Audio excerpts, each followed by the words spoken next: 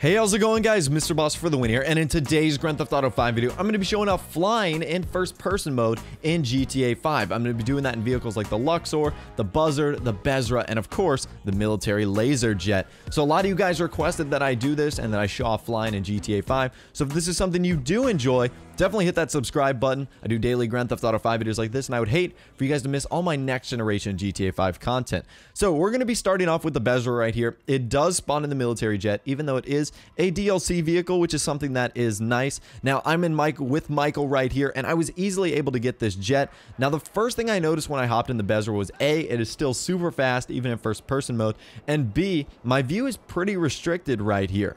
So I was able to like tilt my head left and right, and that gave me a little bit of a better view, but nevertheless, there was like wires running down, and there was that piece of, plane right there that was kind of blocking my view. But nevertheless, I still got a great view at all the gauges and all the interior buttons and knobs. Now, unfortunately, the radar on the right does not work. You can see it kind of spinning, and those two dots are going to appear.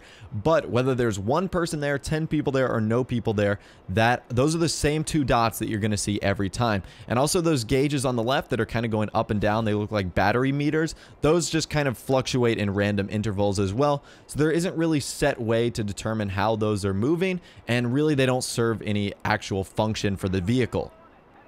So our next aircraft that we're going to move on to is going to be the Buzzard. And the Buzzard is super minimalist in terms of the interior and what's on the inside. And that's good for a reason, that it gives us a great view from first-person mode. You can see right here, we've pretty much got the entire console to look out of, except for that middle strip right there and where the gauges, knobs, and buttons are. And what's also cool about the Buzzard is if you look down or tilt your head down a little bit, you can see your character actually moving the kind of control stick that allows you to either go forward, left, right, backwards, whatever movements are happening. There's also some gauges that do work, those brown and blue gauges in the center. Those work to kind of tell you how far tilted to the left and right you are. And it's also super cool to fire missiles and bullets out of this in first-person mode, just to see where the missile actually goes and where it travels to. It's something that's super epic. The Buzzard was an excellent experience flying in first person.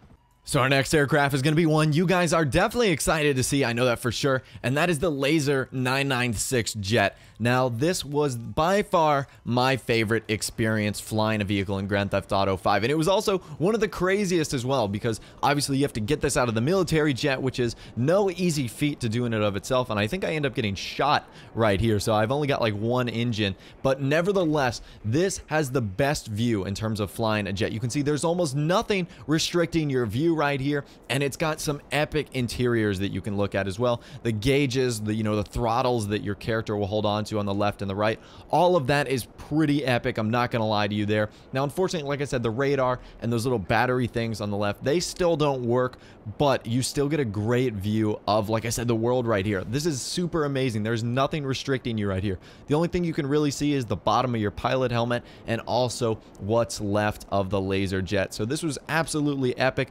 Flying the laser was a glorious experience in Grand Theft Auto 5. I even brought it back to Los Santos to fly around a bit, check out Vespucci Beach and the rest of the city. So it was pretty epic. I did some, 360s and barrel rolls. It was awesome, and I had a great time flying the laser in GTA 5.